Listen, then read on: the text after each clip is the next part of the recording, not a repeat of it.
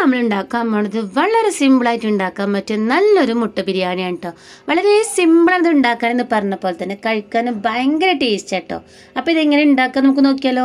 അപ്പോൾ ആദ്യം തന്നെ നമ്മൾ എത്ര മുട്ട എടുക്കണത് അതിലേക്ക് കുറച്ച് വെള്ളം ഒഴിച്ചെടുത്തതിന് ശേഷം അതിലേക്ക് പാകത്തിന് ഉപ്പും ചേർത്തൊന്ന് പുഴുങ്ങിയെടുക്കണം.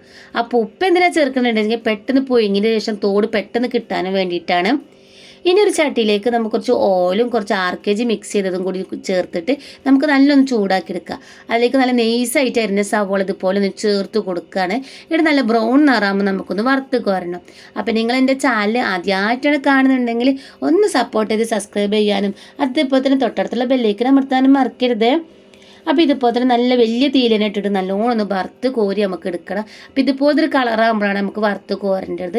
ഈ ഒരു പാത്രത്തിലേക്കൊന്ന് മാറ്റാം. അങ്ങനെ നമ്മൾ എത്ര സവോള എടുത്തിക്കണം ആ സവോള മുഴുവനായിട്ട് ഇതുപോലെ ഒന്ന് വറുത്ത് കോരിയെടുക്കണം. പിന്നെ എന്തൊക്കെയാണ് ബിരിയാണിക്ക് നമുക്ക് വറുക്കേണ്ടത് അതൊക്കെ ഈ സമയത്ത് നമുക്ക് വറുത്ത് കോരിട്ടാൽ വറുക്കണ ആ സമയം നമുക്ക് ലാഭിച്ചെടുക്കാം കേട്ടോ. കാരണം പെട്ടെന്ന് ഇനിയിപ്പോൾ ഒരു എന്തെങ്കിലും ആവശ്യം വരുമ്പോൾ ആ സമയത്ത് കൂടി വറുക്കേണ്ട ആവശ്യമില്ലല്ലോ. ഇപ്പോൾ നമ്മൾ കുറച്ച് അണ്ടിപ്പരിപ്പും മുന്തിരിയും കൂടി ഒന്ന് വറുത്ത് കോരുന്നുണ്ട്. ഈ സമയത്ത് കാണാനൊക്കെ ഭംഗിക്ക് വേണ്ടിയിട്ട് കുറച്ച് കറിവേപ്പിൻ്റെയും അതേപോലെ ക്യാരറ്റൊക്കെ വറുത്ത് കോരണമെങ്കിൽ അതും കൂടി ഒന്ന് വറുത്ത് കോരി മാറ്റി വെക്കുക. എന്നിട്ട് നമുക്ക് ചോറൊന്ന് വേവിച്ചെടുക്കണം. അതിന് വേണ്ടിയിട്ട് ഒരു പാത്രത്തിലേക്ക് കുറച്ച് ഉപ്പും 2 കഷ്ണം കറുകപ്പട്ടി 3 ഏലക്കായ ഒരു 3-4 കറുകപ്പൂവും ചേർത്ത് നല്ലോണം തിളപ്പിച്ചിലേക്ക് ഏത് അരി വെച്ചിട്ടാണ് നമ്മൾ ബിരിയാണി വെക്കുന്നത് അരി നല്ല കഴുകിയതിന് ശേഷം അതിലേക്കൊന്ന് ചേർത്ത് കൊടുക്കുക. എന്നിട്ട് അടി പിടിക്കാതെ വെക്കാൻ വേണ്ടി നല്ലപോലെ ഇളക്കി കൊടുക്കണം. എന്നിട്ടൊരു 90% വേവാകുമ്പോൾ നമുക്കിതൊന്ന് ഊറ്റി മാറ്റി വെക്കാം. പിന്നെ വേറെ പാനിലേക്ക് നമുക്ക് കുറച്ച് ഓയിൽ ഒഴിച്ച് കൊടുക്കാം. അപ്പം ഞാൻ ഇവിടെ ഇന്നലെ രാത്രി ഞാൻ കോഴി പൊരിച്ച ഓയിലാണ് ചേർത്ത് കൊടുക്കുന്നത്.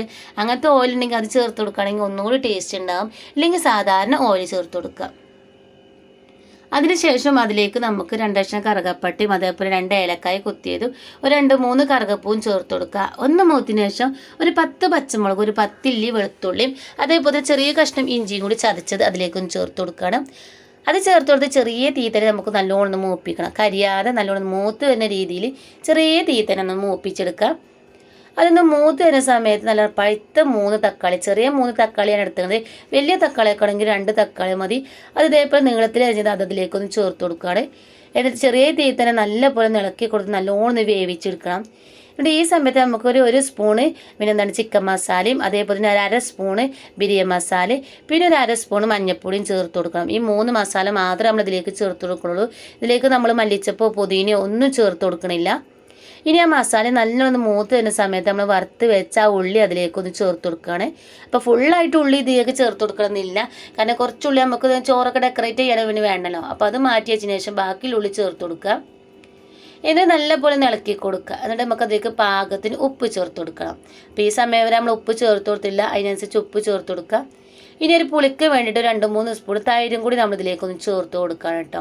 അപ്പോൾ ഈ തൈരിൻ്റെ പകരം നിങ്ങൾക്ക് നാരങ്ങ നീര് വേണമെങ്കിൽ ചേർത്ത് കൊടുക്കുക. ഒരിക്കലും സുർക്ക ചേർത്ത് കൊടുക്കരുത്. ഇനി നല്ലപോലെ ഒന്ന് മൂപ്പിച്ചതിന് ശേഷം നമ്മൾ കോഴിമുട്ട പുഴുങ്ങിയത് അതിലേക്കൊന്ന് ചേർത്ത് കൊടുക്കുക. എന്നിട്ട് ഇളക്കിൻ്റെ ശേഷം 1 മിനിറ്റ് ഒന്ന് മൂടി വെക്കുക. മൂടി വെക്കുമ്പോൾ വെള്ളമൊക്കെ ഒന്ന് വറ്റിയിട്ട് നല്ലോണം എണ്ണയൊക്കെ ഒന്ന് തെളിഞ്ഞ് വരും. ഇനി അതിന് നമുക്ക് കുറച്ച് മസാലയും ആ കോഴിമുട്ടി ഒന്നും കൂടെ മാറ്റി വെക്കണം കേട്ടോ. ഇപ്പോൾ ഇതിൻ്റെ മുകളിലേക്ക് നമ്മൾ ഇടുകയാണെങ്കിലും കോഴിമുട്ടൊക്കെ പിന്നെ ഓവർ ഇതായി പോകും. അതുകൊണ്ട് നമുക്ക് അതൊന്ന് മാറ്റി വെച്ചതിന് ശേഷം ബാക്കിയുള്ള മസാലയ്ക്ക് നമുക്ക് ചോറിട്ട് കൊടുക്കാം. ഇതിൻ്റെ എത്രയാണോ ലെയറുള്ളത് അത്രയും ലെയർ നമുക്ക് ഇതിലേക്ക് ഇട്ട് കൊടുക്കുക. ആദ്യം ഒരു ലെയർ ഇട്ട് കൊടുത്തതിന് ശേഷം അതിൻ്റെ മുകളിലായിട്ട് കുറച്ച് ബിരിയാണി മസാല ഒന്ന് വിതറി കൊടുക്കുക. എന്നിട്ട് കുറച്ച് മല്ലിച്ചപ്പും പൊതിയിൽ അരിഞ്ഞതും ചേർത്ത് കൊടുക്കുകയാണ്. പിന്നെ ഒരു പൈനാപ്പിളിൻ്റെ കഷ്ണങ്ങളാണെങ്കിൽ ചേർത്ത് കൊടുക്കുക. അതൊക്കെ ഒരു ടേസ്റ്റ് തന്നെയാണ്. ചെറിയൊരു മധുരമൊക്കെ ഇടയ്ക്ക് കഴിക്കലൊക്കെ ഭയങ്കര ടേസ്റ്റ് തന്നെയാണ്. ഇപ്പോൾ നമ്മൾ കുറച്ച് ബിരിയാണി മസാല വിതറി കൊടുത്തു. എന്നിട്ട് അതിൻ്റെ മുകളിൽ കുറച്ച് മല്ലിച്ചപ്പും പുതിനൊക്കെ ചേർത്ത് കൊടുത്തു. അങ്ങനെ എത്ര ലെയറാണ് വേണ്ടത് അത്ര ലെയർ ഇട്ടതിന് ശേഷം ഇതുപോലെ തന്നെ ആക്കി കൊടുക്കുക. ലാസ്റ്റ് ലെയറിൽ നമ്മൾ അതേപോലെ തന്നെ അണ്ടിപ്പരിപ്പും മുന്തിരി വറുത്തതും അതേപോലെ തന്നെ ഉള്ളിയും ഇനി കുറച്ച് മഞ്ഞൾപ്പൊടി കുറച്ച് വെള്ളത്തിൽ കലക്കിയത് അതും ഇതിൻ്റെ മുകളിലേക്കൊന്ന് ചേർത്ത് കൊടുക്കുക. പിന്നെ നമ്മൾ ഉള്ളി വഴറ്റിയെടുത്തില്ല കുറച്ച് നെയ്യും ഓയിലും കൂടെ ചേർത്തത് അതിൻ്റെ ബാക്കിയും കൂടി ഇതിൻ്റെ മുകളിലായിട്ട് കുറച്ച് ഒഴിച്ചു കൊടുക്കണം. ഒരു എണ്ണമയക്ക് നമ്മൾ ചോറിന് കിട്ടാനും വേണ്ടിയിട്ടാണ്. അപ്പോൾ അതും കൂടി ഇതിൻ്റെ മുകളിലേക്ക് ഒഴിച്ചു കൊടുക്കുക. എന്നിട്ട് നമ്മൾ മാറ്റി വെച്ച കോഴിമുട്ടി ആ മസാലയും കൂടി ഇതിലേക്കൊന്ന് വെച്ച് കൊടുക്കണം. പിന്നെ നമ്മൾ ദമ്മിടാന്ന് പറയുമ്പോൾ ഒന്നായിട്ട് ഇങ്ങോട്ട് വാരിക്കെട്ടി മൈദയോ അല്ലെങ്കിൽ നമുക്ക് അതിൻ്റെ മുകളിൽ പേപ്പറൊന്നും വെക്കേണ്ട ആവശ്യമൊന്നുമില്ല. നമുക്കിതുപോലെ കോഴിമുട്ട വെച്ചതിന് ശേഷം നമ്മൾ ഏത് പാത്രത്തിലാണോ മൂടി വെക്കണേ ആ മൂടിൻ്റെ മുകളിലായിട്ട് ഒരു ടവൽ ഇതേപോലെ ഒന്ന് കെട്ടിയതിന് ശേഷം ദമ്മിടുക. എന്നിട്ട് ഒരു 1/2 മണിക്കൂർ ചെറിയ തീയിൽ വെച്ച് കൊടുക്കുക. എന്നിട്ട് ഓഫ് ചെയ്തിട്ട് ഒരു 1/2 മണിക്കൂർ കഴിഞ്ഞിട്ട് നമുക്കൊന്ന് തുറന്ന് നോക്കിയാൽ നമ്മളെ മുട്ട ബിരിയാണി ഇവിടെ റെഡി ആയിട്ടുണ്ടാവും. വളരെ സിമ്പിൾ അത് ഉണ്ടാക്കാനും കഴിക്കാനും ഭയങ്കര ടേസ്റ്റ് തന്നെയാണ്. അപ്പോൾ നമ്മൾ മുട്ടയ്ക്ക് ഒന്ന് മാറ്റി വെച്ചതിന് ശേഷം ഇതുപോലെ മസാലയും ആ ചോറൊക്കെ ഒന്ന് മിക്സ് ചെയ്തൊക്കെ എടുക്കാം.